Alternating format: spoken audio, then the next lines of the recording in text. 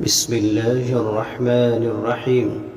يا أيها المزمل قم الليل إلا قليلا نصفه أو انقص منه قليلا أو زد عليه ورتل القرآن ترتيلا إنا سنلقي عليك قولا ثقيلا إن ناشئة الليل هي أشد وطئا وأقوم قيلا إن لك في النهار سبحا طويلا واذكر اسم ربك وتبتل إليه تبتيلا رب المشرق والمغرب لا إله إلا هو فاتخذه وكيلا واصبر على ما يقولون واهجرهم هجرا جميلا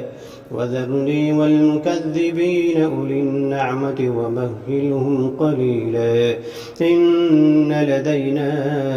أنكالا وجحيما وطعاما ذا غصة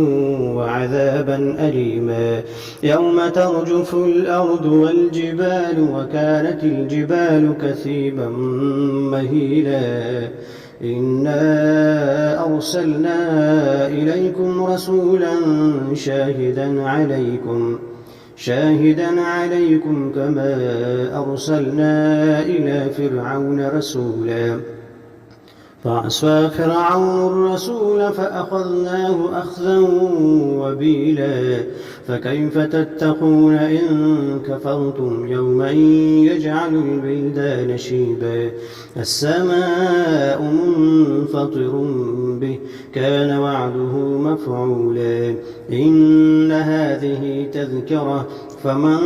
شاء اتخذ إلى ربه سبيلا إن ربك يعلم أنك تقوم أدنى من ثلثي الليل ونصفه وثلثه وطائفة من الذين معك والله يقدر الليل والنهار علم أن لن تحصوه فتاب عليكم فاقرؤوا ما تيسر من القرآن علم أن سيكون منكم مرضى وآخرون يضربون في الأرض يبتغون من فضل الله وآخرون يقاتلون في سبيل الله فاقرؤوا ما تيسر منه وأقيموا الصلاة وآتوا الزكاة وأقرضوا الله قرضا حسنا وما تقدموا لأنفسكم من خير تجدوه عند الله هو خيرا وأعظم أجرا واستغفروا الله إن الله غفور رحيم.